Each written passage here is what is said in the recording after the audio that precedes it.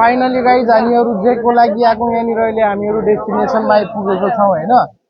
र हामीहरू मेन त आएको कुरा चाहिँ यहाँ हेर्न सक्नुहुन्छ यहाँ फेरी होइन